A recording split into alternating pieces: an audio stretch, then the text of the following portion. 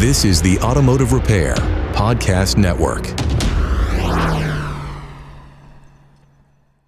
Welcome to another episode of Speak Up Effective Communication, the show on the Automotive Repair Podcast Network focused on elevating our communication and our listening skills. I am your host, Craig O'Neill. Thank you so much for joining me today.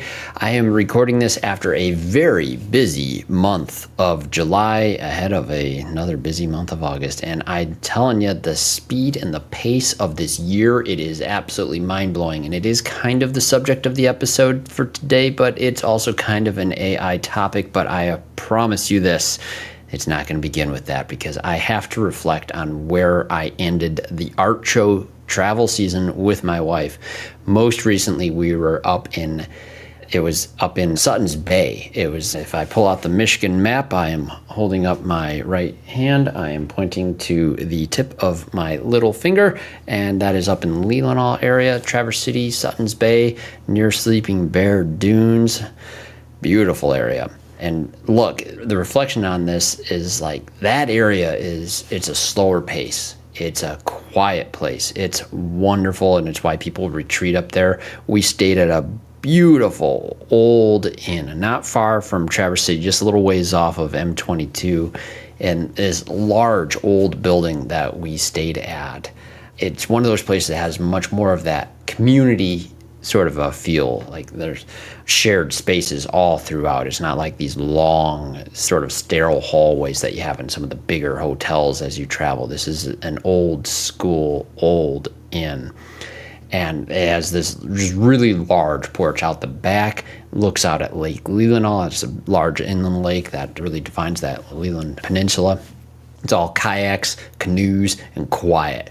And it's just wonderful. It's like you traveled 100 years in the past. The region itself is something I try to describe it all the time, but it's spectacular. Sunday, for example, it was the second day of the art show there. My daughter and I had some free time while my wife was operating her art tent. So we drove over into the Sleeping Bear Dunes closer to the Glen Arbor. We hiked up a sandy dune by Pyramid Point. It's perfect weather. It's cloud cover throughout most of the morning. In those clouds, as we climbed the dune and we're walking towards the views of Lake Michigan, the sunlight starts coming out. There's this northeasterly wind that's coming sort of towards us, pushing the waves towards the beach. It's churning up the sand at the bottom, and as that sunlight comes out and that sand is there, it creates this just deep turquoise blue that is so like you would think Caribbean level blue, but this is up in northern Michigan, and it's absolutely stunning. And that blue looks like this bioluminescent life form is now reflecting light out of the water, and you can see that outline the entire bay area where we're sitting. As we sit, we have a snack, we contemplate the absolute insanity of the scale of this majestic Great Lake that's right there before us, full of this fresh water. Man, we hike back down, we go get snacks in Glen Arbor, we head back and take care of the teardown for my wife at her art tent after a great day at the show. It was a very good day, good show overall for a 2-day show especially, and the end of a good season. Man, heart is full in those sort of moments and places. And back at that hotel, the final morning there, I'm sitting there on the porch in this little old school rocking chair. And this is that sort of place where that cell signal is low. The Wi-Fi is slow. And I wouldn't want it any other way, especially for a Monday morning where we're about to drive back to the office. And I loved it. I took a picture of it on the porch for my team as I was missing a team meeting on Monday morning there. And the sign on the porch of this inn said, Western Union telegraph and cable messages accepted here. And if you can picture that sign on this porch on that lake after a weekend like that, it's like, yeah, if you want to go, I hope you do. And I hope you can make it. And the mug that I was sipping my coffee is part of this reflection because it said the name of the inn and what it was for. It read, Fountain Point is for people. As we go into this episode, of course, we do have a word of the day, and that word of the day, I've already mentioned it once here. The word of today is telegraph. And I'm going to define that word for you after we hear a word from our sponsors who make this show possible. Hey friends, as you know, I'm a proud member of the AutoFlow team, and let me tell you, we've changed how business is done for auto shops everywhere. We support your client experience before, during, and after the work is done. Imagine this: timely updates sent directly to your clients, branded digital vehicle inspections, and seamless communication from start to finish. That's why shops love AutoFlow. And hey, with those 5-star reviews rolling in, you'll wonder how you ever managed without us. Take an important next step and take your auto shop to the next level. Visit www.autoflow.com. Get on board with an AutoFlow trial. Want to see your auto repair shop thrive? Are you looking to drive more customers to your auto repair shop? Let ShopDog Marketing be your guide. Our customer-first approach, combined with AI-driven creative content, ensures top rankings. Dominate mobile first and voice search with our specialized expertise. Reach out to ShopDog Marketing today and start growing your business. Don't miss out on this chance to boost your business. Visit shopdogmarketing.com. Inbound has exclusively served independent auto repair shops with expert communication solutions for years. Our robust VoIP platform ensures you stay connected while our industry-leading AI analytics take your business to the next level. We provide the tools you need to understand your customers and optimize every interaction. Choose Inbound for proven expertise and unmatched innovation. Visit callinbound.com and discover the difference we can make. What if you knew exactly what to say to the price shopper, the upset customer, the person who says they cannot afford it? Every day, service advisors lose customers not because of bad service, but because of the wrong words at the wrong moment. Words That Work is a free phone scripts playbook built for auto service professionals. Every script includes the reasoning behind it, so you understand not just what to say, but why it works. Grab your free copy at serviceadvisortraining.com. Advanced Shop Leadership's 20 groups are built around one idea. Shop owners grow faster when they're surrounded by the right people. George Kingman has created a community where accountability is real, the conversations go deep, and members are finding something that's hard to come by in this industry: real balance between the shop and the rest of their life. If you're a motivated shop owner with high standards who's ready to do this alongside people who get it, find out if ASL is the right fit for you at asl.coach. Okay, we're back, and if you aren't already booking your trip to northern Michigan, great. We're going to talk about the word telegraph first. It comes from Greek, tele, meaning far, and graphein, meaning to write.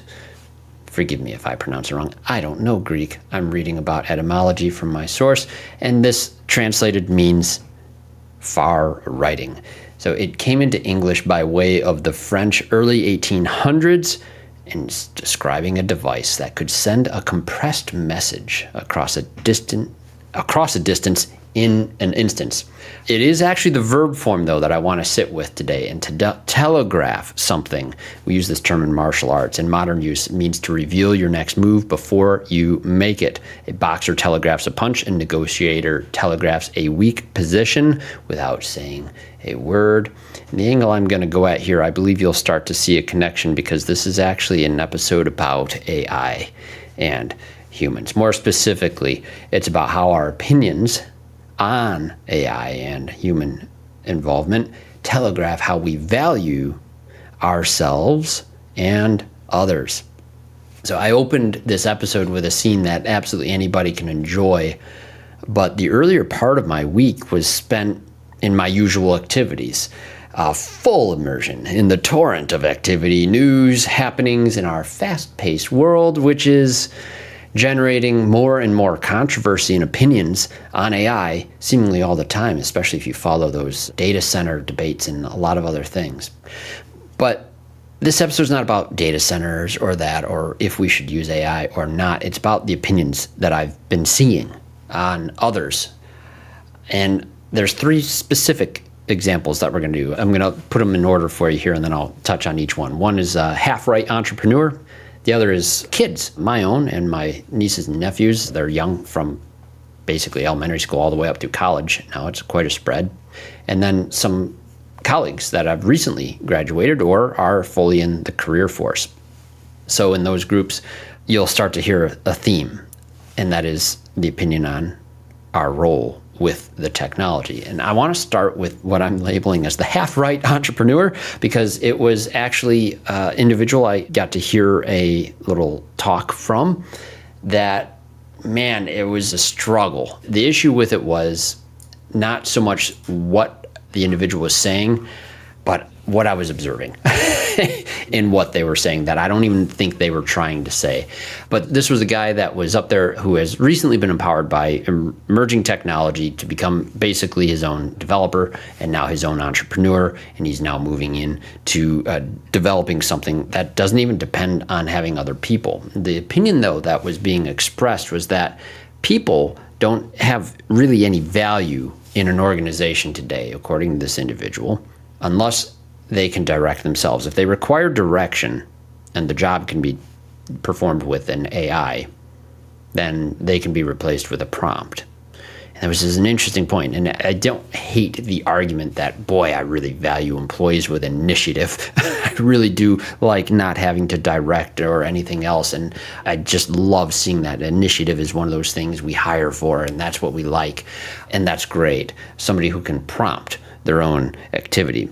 And the argument that he was making wasn't awful. It was really just that, like, you aren't going to have a job if that is you today. And then he went on to describe how the school system is completely failing the next generation because it's teaching them old habits and old skills that don't necessarily relate to that. It used to be that the school system was trying to help people understand a system that they could enter and they perform well in it, and then it's like just like factory work kind of a thing. I'm familiar with those arguments too. My wife and I, we homeschooled our kids. When I say my wife and I meant I worked. My wife did the harder work of educating the kids with the majority of her time before she became an artist. And that was eye-opening, especially with the types of values we wanted to instill in our kids versus what we perceived in public schools until our kids are high school age and they do high school at a charter school.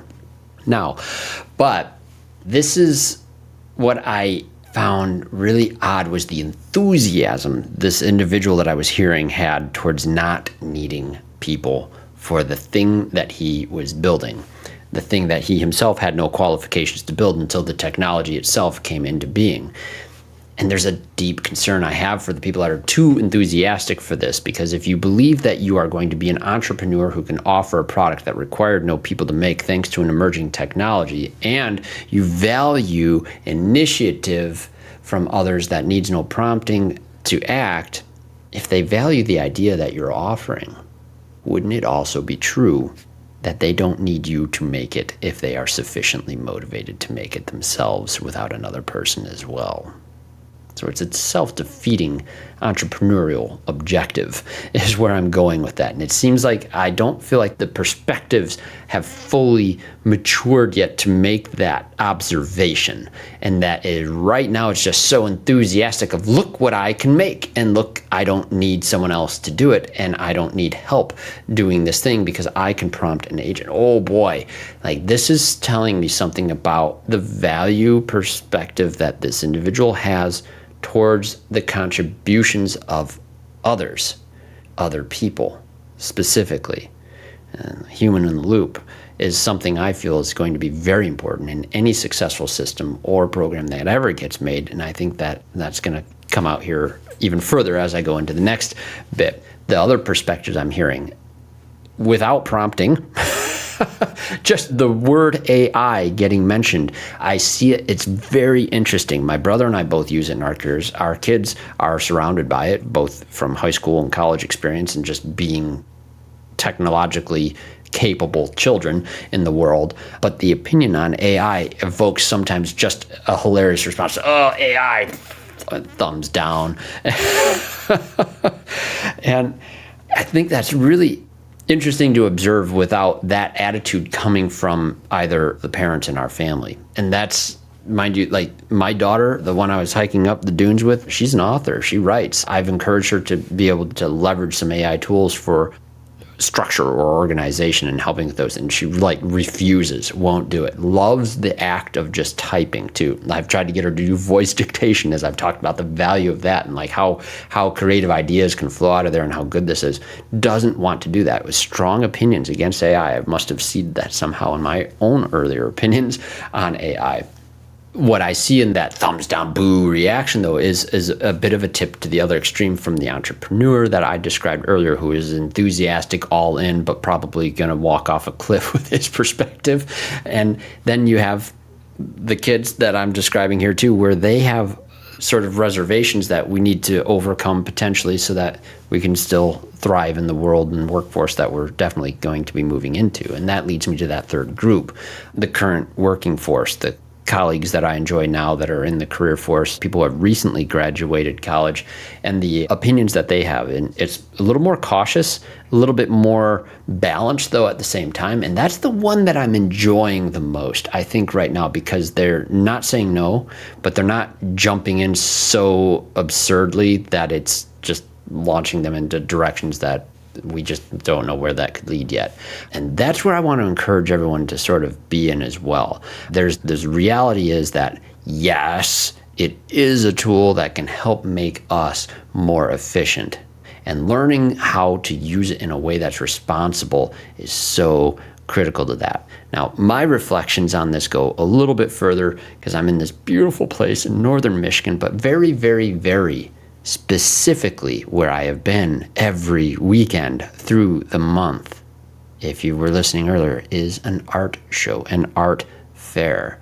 And this is a unique space because in that community, there's a whole different reaction to AI, and it is one typically regarded with fear and skepticism, although also, yeah, cool tool for research and other things. Artists have some real reason to be concerned because being ripped off by AI and having art replicated by a machine, that's concerning. And there might be people who appreciate that kind of art, but those are not the people that show up to an art fair. The art fair is an amazing place because, very specifically, there's a swarm of people who are enthusiastic about expressing their appreciation and value for the work of human hands and creativity. Do you see why this had to be a reflection for me before I could get anything else out now? I hope you do, because as I sat with this reflection a lot more, the help that I get to do in the art fair is very much manual labor. Helping with the tent. Some of you who know me, I've been doing devotionals to go through the Bible in a year, and recently been in the book of Acts. And I just wanted to mention this one piece in there. The Apostle Paul, he worked as something of a tent maker as he was going on his missionary journeys. And I used to think like, okay, you read about that in that story and you think, very humble guy. Just did a job that you could do anywhere, like remote worker of his time. Very practical is how I've always sort of interpreted that.